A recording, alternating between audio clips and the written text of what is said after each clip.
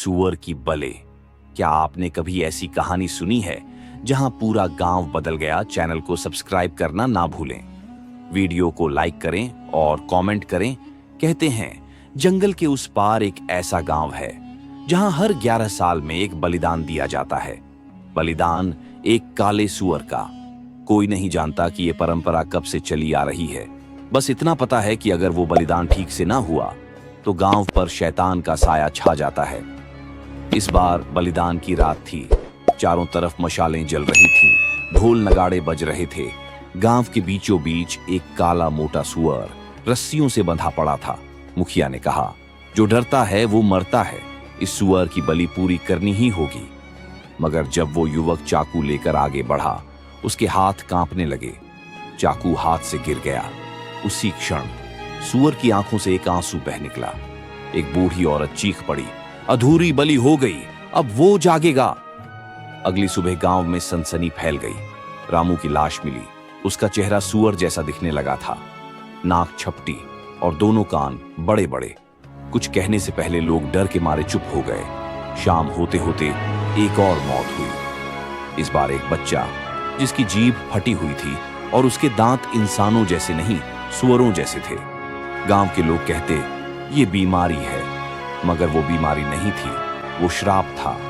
रातों को अब गांव में अजीब अजीब आवाजें आने लगीं, जैसे कोई जंगल से रेंगता हुआ आ रहा हो।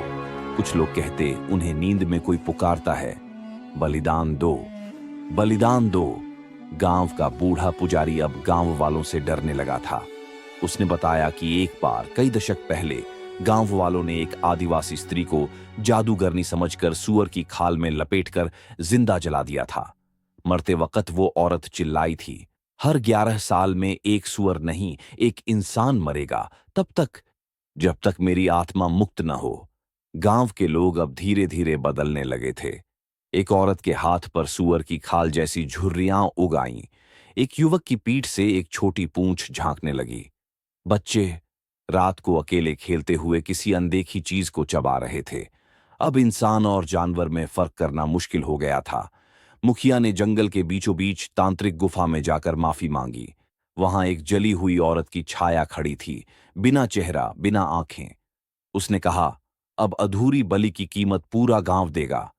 अगली सुबह गांव एकदम शांत था। चारों तरफ सिर्फ स्वरों की घरघराहट थी।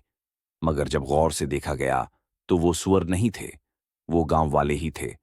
कहते हैं आज भी उस गांव के पास मत जाना।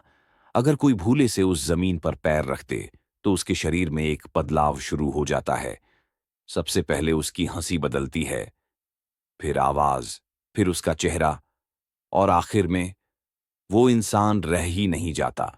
अगर आपको पसंद आया तो चैनल को सब्सक्राइब करना ना भूले और वीडियो को लाइक करें, कमेंट करें। मिलते हैं फिर अगली वीडियो में।